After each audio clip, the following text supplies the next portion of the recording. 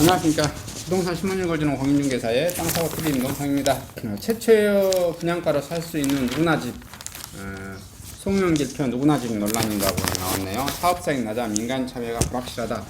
사업 시행자 참여가 불확실하다. 자, 이런 내용인데 어떤 거였냐? 쉽게 말하면 집값의 여당이 6에서 16%, 근데 그냥 이해하기 쉽게 집값의 10%만 내고 나머지는 10년 후에 매입 가능하다. 이런 논리예요. 그러면 가장 큰 장점은 뭐겠습니까? 10년 전 가격으로 아파트를 10년 후에 살 수 있는 거죠. 그래서 그 시세 차익을 누가 다 가져간다? 누가? 최초 분양자가 다 가져가는 거겠죠. 개발업자는 이익을 조금 가져가게. 최초 개발업자는 제가 봤을 때 그때 당시에 그 10년 차 때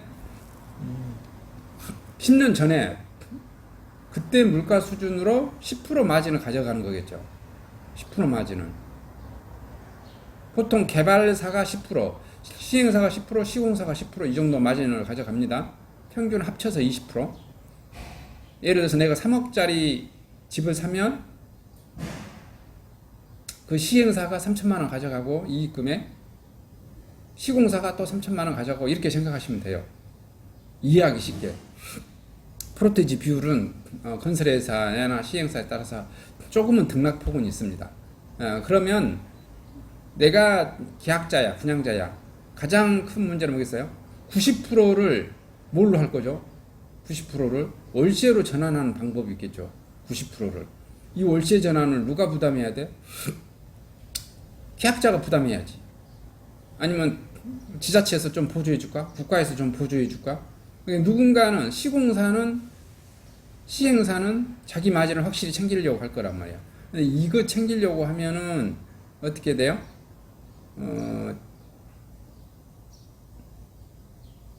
이것을 챙기려고 하면 뭐 아무런 문제 없지. 근데 시공사나 시행사 입장에서는 이 돈을 내가 건물을 짓고 마진을 언제 봐? 준공 딱 떨어지면 이렇게 일반 분양하는 건설회사들이나 시행사들은 어떻게 해요? 준공 딱 떨어지고 사용승인 떨어지면 어떻게 해요? 잔금 치를 때까지 2달 주잖아요. 2달. 그러면 수익이 어제 2달에서 3달이면 확정이 돼. 내가 10% 이익이. 아파트 공사기간 2년이다. 2년 만에 2년 24개월이나 26개월, 27개월이면 확정이 된다고. 근데 이게 확정이 안 돼. 왜냐하면은 10년간 했으니까. 그러면 내가 2년 만에 예를 들어서 3천만 원의 이익을 봐야 되는데 이걸 뭘로 이익을 보는 거죠?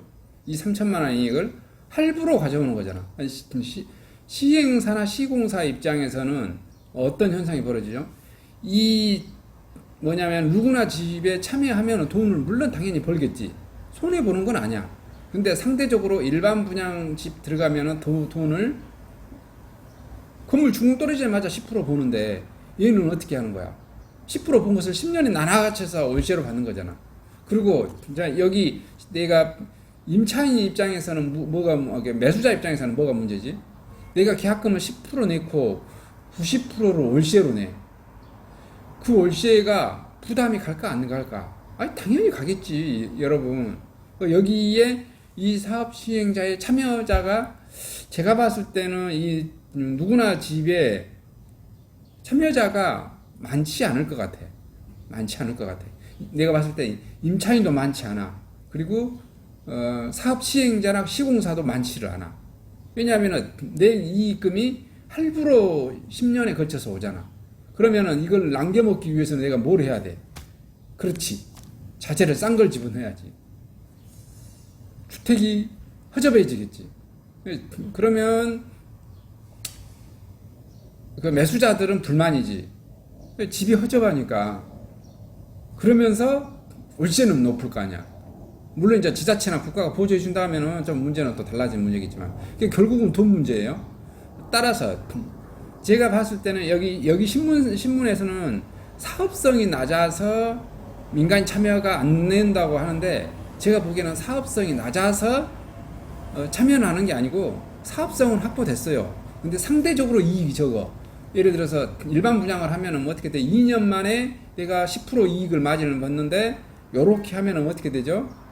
10% 마진을 어떻게 돼요? 10년에 걸쳐서. 이제 일반 분양을 하면 2년 만에 내가 10% 마진을 먹는데 얘는 어떻게 해야 되냐? 2년 동안 집을 짓고 그 이익금을 10년간 나눠서 보고 그다음에 물가 상승에 따른 여기 지금 신문에서는 집값이 떨어졌을 때는 어떡할 거냐 이거 그러면 뭐 불안해서 들어오겠냐 사업자가. 근데 이것은 뭐 제가 봤을 때 걱정 안 해도 돼요. 거의 99.99% 집값은 거의 뭐 2배 이상 다 오릅니다. 뭐 인구 5만 이상에 있는 도시라 해도 10년 지나면은 아파트 가격이 다 2배 이상 올라요. 서울 같은 경우는 더 오르고요. 서울, 경기도, 여러 수도권, 광역시는 더 오르고 조그마한 군 단위 뭐 5만 이상 인구 요런 데도 10년이 지나버리면 아파트 가격은 제가 볼 때 2배는 오릅니다. 왜냐면 화폐 찍어내서 안 오를 수가 없어요. 그러니까 이것은 걱정 안 해도 돼. 내가 봤을 때 막 이런 것까지 걱정해가지고 참여자가 안 나타날 것이다. 물론 가격이 하락한 경우가 있죠. 이제 뭐 IMF 같은 현상이 터진다든지 이런 거 되면은 물론 가격이 하락할 수는 있습니다. 근데 거의 가격이 하락하지 않고 내가 봤을 때는 이 시행사나 시공사가 뭐 때문에 안 온다? 아니 다른 현장에 가면은 어떻게 돼? 2년 만에 내가 10% 마진을 먹는데 10% 마진을 1%씩 10년에 걸쳐서 생긴단 말이야. 그런 사업에 누가 들어가려고 하겠어? 그리고 또 뭐예요?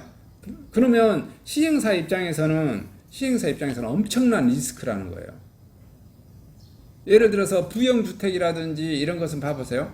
10년간 하면은 그 시세 차익을 내가 절반을 먹고 매수자가 절반 먹고 그러잖아. 예를 들어서 3억에 분양을 했는데 10년 후에는 이게 6억이 됐어. 쉽게 말해서. 그러면은 그 매수자가 1억 5천 먹고 부영건설이라든지 부영주택 시행사가 시공사가 또 1억 5천을 먹는 말이야. 그러니까 10년을 기다리는 만하지. 왜냐하면 10년간 월세도 받지만은 또 그 시세 차익도 먹어. 근데 시세 차익을 아예 못 먹게 이 뭐냐면은 송영길 당대표가 지금 이렇게 하는 이 사업은 뭐냐면은 10년 후에 사업 시세 차익권을 누구가 못 먹게 한 거야? 시행사나 시공사가 전혀 노터치. 그럼 시행사 시공사가 들어올 일이 없지. 사업성이 낮아서 물론 이 말이 뭐 틀린 건 아닌데 내가 봤을 때는 뭐다? 월세만 먹느라 익은 거잖아요. 10년간 했던 그것만 그 시세 차익은 전혀 먹지 말고. 그래서 내가 봤을 때는 조그마한 건설사는 들어올 수도 있을 것 같아. 왜냐하면은 어떻게 이렇게 큰 건설사는 안 들어와. 왜냐하면 다른데 현장에도 많이 들어갔는데 지역에 있는 조그마한 건설사들 있죠. 이제 막 아파트 사업 뽁짝뽁짝 해보려고 상가 지었거나 오피스텔 100세대나 200세대나 300세대 지었던 이런 조그마한 중소건설사들이 이제 아파트 사업으로 뛰어들려고 했는데 요거 실적 삼아서 지렛대 삼아서 들어갈 이런 시공사들이 있겠죠. 그런 회사들이나 있겠지. 우리가 말하는 그 100대 건설사라든지 이런 거, 뭐 10대 건설사는 당연히 안 들어오고 100대 건설사도 아예 안 들어올 것 같아요. 지방에 아주 이름 없는 자금 여력이 약한. 그러다가 집 개판으로 짓고 요렇게 될 것 같은 것 같아요. 그다음에 이제 여기 송영길 당대표 민주당이죠. 이 최초 기획자의 송영길의 동창이래요. 특허권을 뭐 6개 이상 다수 확보하고 있다고 그러는데 또 말이 많아서 뭐 혁명적 모델이라고 이렇게 뭐 나와주는 것 같은데 뭐 혁명적인 모델은 개뿔. 제가 보기에는 그냥 머릿속에 다 나온 거예요. 누구나 그냥 할 수 있는 거고 제가 봤을 때는 이러한 모델로 했을 때 사업 참여자가 거의 제가 볼 때는 없다고 보여집니다. 그리고 여기서 이제 송영길 대표가 그러면 그 특허 논란이 특혜 논란이 일자 뭐죠? 요 송영길 중고등학교 동창생이가 특혜 그것을 특허권을 포기하겠다 그러는데 제가 봤을 때는 민주당에 대해서 말인 거고 그 특허권이 여러 개가 있는데 여러 개를 다 포기하지도 않을 거고 세상에는 그런 건 없습니다. 내가 죽으라고 연구해서 개발했는데 그 특허를 다 포기하겠어요? 어떤 사업에 하면은 이게 6건이 들어간다. 한 4건 정도는 포기하고 2건은 가져간다든지 그렇게 하겠죠. 아예 100% 포기한 거는 기대할 수가 없습니다. 그리고 그때 뭐 이런 사업 하면 그렇게 말하겠죠. 내가 언제 다 포기한다겠냐, 절반만 포기한다겠지, 뭐 이렇게 말한다든지 이렇게 뭐 되어질 것 같아요. 근데 제가 뭐 핵심적인 말했죠. 빵빵하고 잘 나가는 건설사들은 요런 송영길표의 누구나 집에 사업에 참여하지 않을 거예요. 왜냐하면은 다른 데 가면은 그 다음에 거기서 나온 이익금을 가지고 또 사업을 추가할 수 있잖아요. 만약에 당신이 건설회사 사장이야. 송영길표에 있는 누구나 집에 사업에 참여했다. 그러면 내 돈 먼저 꼬라박는 거잖아요. 내 돈 먼저 꼬라박는데 10년간 가가 묶여. 다른 사업할 기회를 놓쳐버려. 돈을 다른 사업에서 10% 벌고 또 다른 사업에서 또 10% 벌고 또 10% 보면 이 계속해서 뭐냐면 눈덩이처럼 늘어나는데 송영길표 사업에 참여한 순간 어떻게 돼? 1년에 1%씩 땡겨야 돼. 1년에 1%씩. 이해되시는 거죠? 그래서 아마 사업 참여자들은 이제 상가 하나, 뭐 300평짜리 상가 하나 지었다든지 500평짜리 땅에 상가 짓다든지 이렇게 조그만한 건물 짓다든지 뭐 200평의 땅 상가 짓고 오피스텔 한 150세대 짓고 요러다가 이제 아파트 사업으로 이제 뽁짝뽁짝 진행해 볼까 하는 이런 조그만한 중소건설사들이나 제가 보기에는 송영길표 사업에 뛰어들 것이다 이렇게 예상이 되어져요. 그러니까 이런 아파트 사업에 그 송영길표 사업의 큰 대기 이게 아파트 규모도 어떻게 되어진다? 막 1000세대 이런 것은 택도 없는 것 같고 뭐 150세대, 200세대 이런 소형 단지나 가능할 것 같다는 생각이 듭니다. 그 다음에 한남 운마도 조합원 양도금지 적용받습니다. 서울지정일 시행했고요. 재개발 120, 재건축 40억원 해당되네요. 그리고 득서기는 경기도 아파트값입니다. 판교, 강교가 30억대가 속출하고 있습니다. 광주광역시가 10억대 초반 뭐 이렇게 하는데 광주광역시의 좋은 아파트 가격에 뭐 거의 한 3배 대열이네요. 수도권이 세긴 셉니다.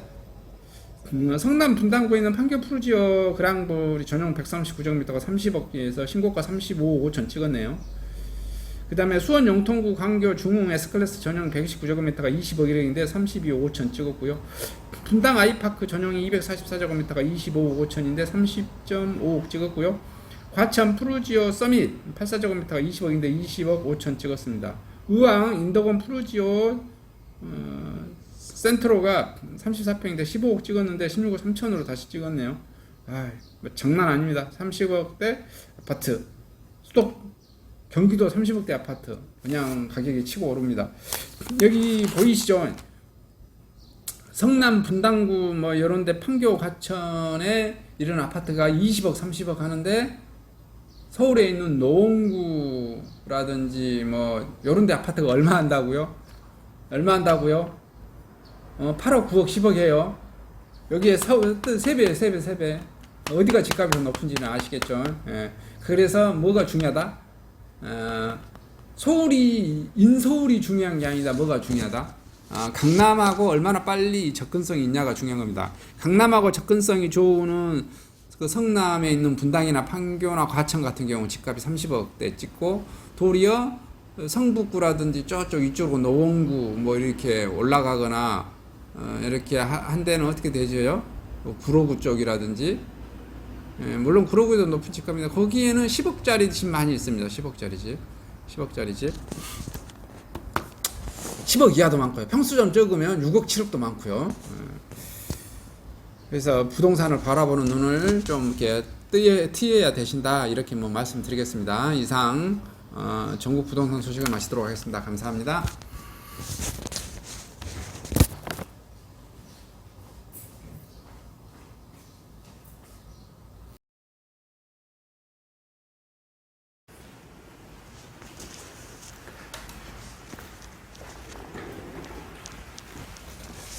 안녕하십니까. 저는 네이버 카페 빛가람 혁신도시 카페를 운영하고 있는 카페직이고요. 카페 활동하고 있는 카페 부동산입니다. 나주 혁신도시에서 기반으로 하고 있습니다. 상가 토지 아파트를 전문적으로 하고 있고요. 또 삼성화재도 같이 활동하고 있습니다. 상가 통해서 임대차 매매하신 다음에 화재보험 같이 가입하시면 중개수수료 절반 정도 할인해 드립니다. 그리고 삼성화재의 그 의료 실비, 운전자 보험, 자동차 보험, 화재 보험, 적금, 치아 보험, 연금 보험, 상해 보험, 통합 보험, 자녀 보험, 간병 보험, 당뇨 보험 이런 것도 모두 한꺼번에 취급하고 있습니다. 보험을 또 가입하게 되시면 또 이렇게 저를 통해서 상가 이렇게 임대차 내시고 하시면 네이버 카페 빛가람 혁신도시 카페에 홍보를 해드리고요. 유튜브에도 이렇게 홍보를 해드립니다. 그리고 이벤트 행사를 해서 여러분의 매장에 손님들이 찾아갈 수 있도록 이렇게 해드리고 있습니다. 물론 이벤트 비용은 제가 부담해 드립니다. 저를 통해서 많은 사업 같이 윈윈할 수 있도록 도움을 주셨으면 감사하겠습니다.